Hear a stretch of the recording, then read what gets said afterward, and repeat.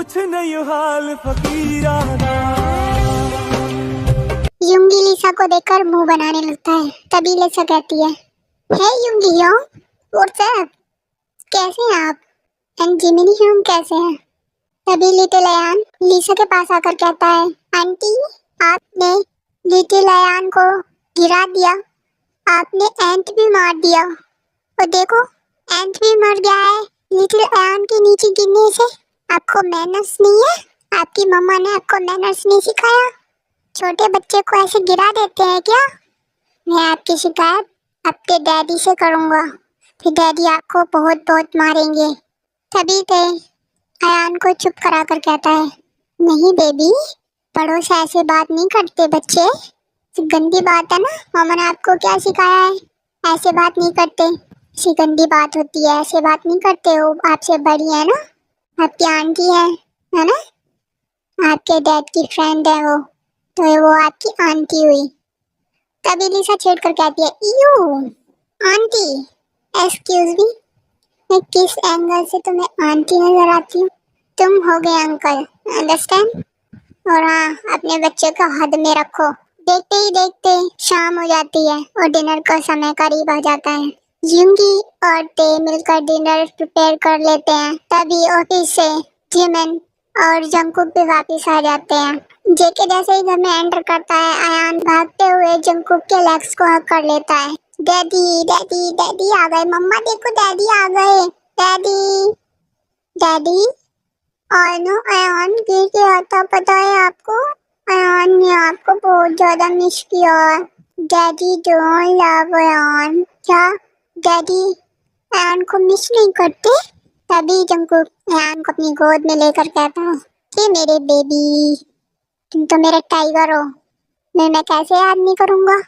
हाँ, मैं तो अपने बेबी को रोज याद करता हूँ, मैं अपने बेबी से बहुत ज्यादा प्यार करता हूँ। देखो डैडी तुम्हारे लिए क्या लेकर आए हैं, जल्दी से। जंकुक बिना देखे कि उसके आसपास कौन है, खुद अयान को लेकर सोफे पर बैठ जाता है और उसे उसके फेवरेट चॉकलेट्स देता है, जिसे देखकर लिटिल अयान बहुत ज्यादा खुश हो जाता है और जंकुक को एक हग कर लेता है और जंकुक के चिक्स पर किस करके कहता है, लव यू डैडी।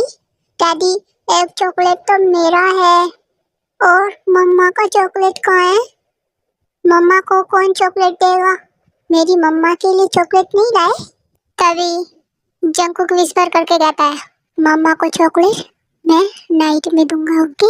आपकी मम्मा को चॉकलेट जरूर मिलेगी, लेकिन नाइट में। अयान कहता है, नाइट में कोई स्पेशल चॉकलेट मिलती है क्या डैडी? तभी जंकुक कहता है, यस बेबी, स्पेशल चॉकलेट मिलती है, लेकिन वो सिर्फ डैडी मम्मा को दे सकते हैं, क्योंकि वो चॉकलेट तो डैडी के पास है ना। अयान अपनी चॉकलेट एंजॉय करते हुए जंकुक की बातों को इग्नोर कर देता है, जिससे जंकुक स्माइल करता है। जंकुक का ध्यान अयान के छोटे से पैरों पर जाता है, जहाँ पर खरोच के निशान आ गए थे। जंकुक ते को बुलाता है, ते ते कम हियर। ये क्या है? अयान के पैर में चोट कैसे लगी? कहाँ थे तुम? बच्चे का ध्यान नहीं रखा जाता तुमसे? ते साइलेंट होकर खड़ा हो जाता है।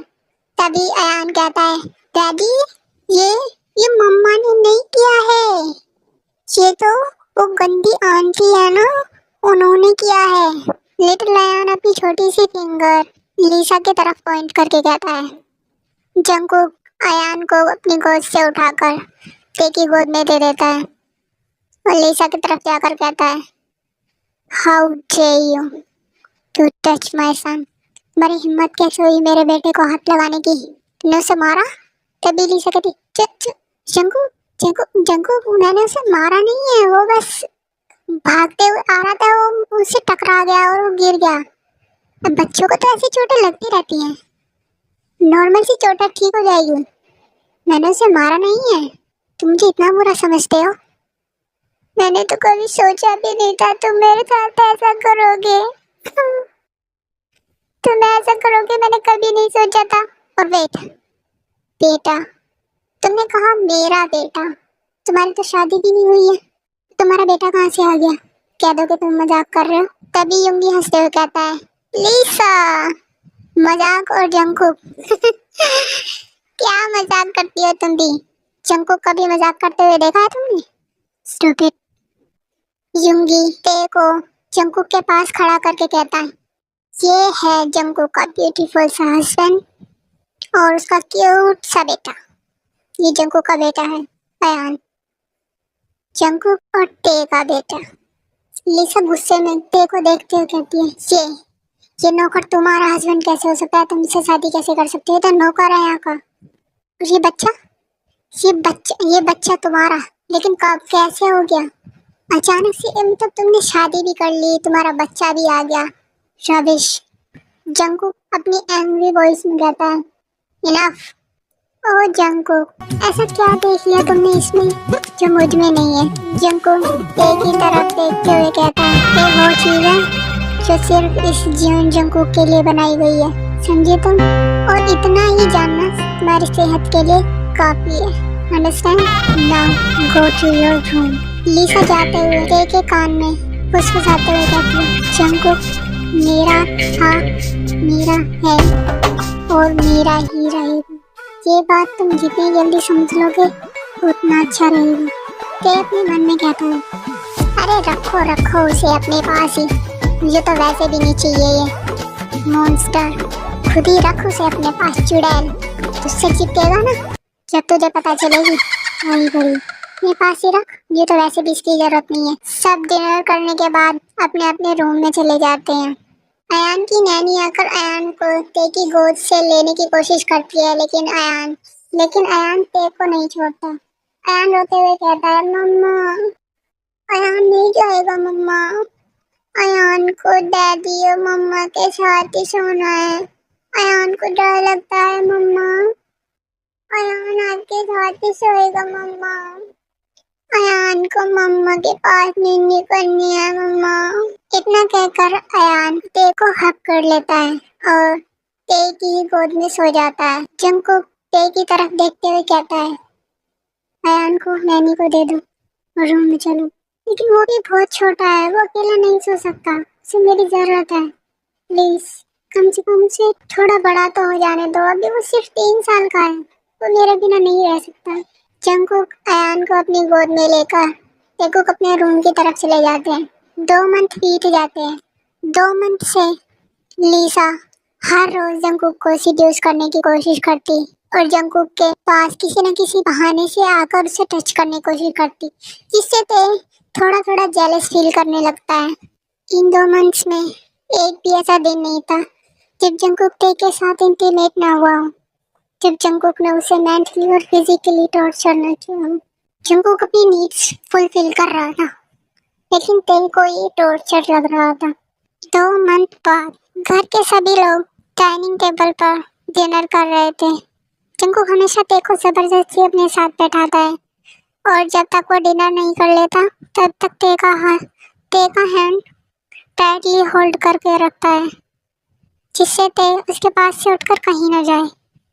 आज डिनर करते टाइम ते बहुत वीक लग रहा था, उसे डीजी फील हो रहा था, लेकिन इस चीज को वो इग्नोर कर देता है। जंकुक अपने वर्क की वजह से ते की तबीयत पर ध्यान नहीं दे पा रहा था। जंकुक पूरे दिन काम कर रात को घर आता और अपनी नीड्स फुलफिल कर सो जाता, जिससे उसे पता नहीं चलता कि ते की तबीयत इन दिनों खराब चल रही है। जब भी ते अपनी तबीयत खराब बताता है, जंकुक उसे एक बहाना समझकर टाल देता। ते को बहुत ज्यादा वॉमिटिंग आने लगती है, जिससे कि वो ते जंकुक का हैंड छुड़ाने की कोशिश करता है, लेकिन जंकुक और टाइटली उसका हैंड ग्रैब कर अपने पास ही बैठा रहता है। ते जंकुक पर चीखते हुए कहता है, मेरा हाथ छोड़ो यू मॉन्स्टर, मुझे वॉशरूम जाना है, छोड़ो मुझे। जंकुक ते की वॉइस सुन उसका हाथ छोड़ देता है। जंकुक भी ते के पीछे पीछे भागता है और आकर ते की बैग को सहलाने लगता है, जिससे कि उसे वॉमिटिंग करते हुए ज्यादा पेन ना हो। जंकुक ते को कंसोल करने की कोशिश करता है। ते वॉमिटिंग करने के बाद फेस वॉश कर जंकुक की तरफ देखता है। जंकुक बड़ी टोन में कहता है, बेबी क्या हुआ बेबी? ते क्या हो गया? अभी तो तुम एकदम ठीक थे, एकदम से क्या हो गया तुम्हें? क्या हुआ बेबी? जल्दी बताओ। ते इससे पहले कुछ क्या था, ते जंकुक की बाहों में ही सेंसलेस हो जाता है। जंकुक ते को कैरी कर बेड पर लिटाकर डॉक्टर को कॉल करता है।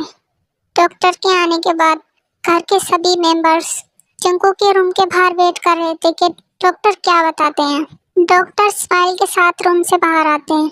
जंकू बड़े टोन में कहता है, क्या क्या हुआ मेरे हस्बैंड को? डॉक्टर कहता है, कॉन्ग्रेचुलेशन मिस्टर जंग, आप फादर बनने वाले हैं, ही इज प्रेग्नेंट। जंकू खुशी के मारे डॉक्टर को हक कर लेता है। ये देख सब लोग शॉक्ड हो जाते हैं।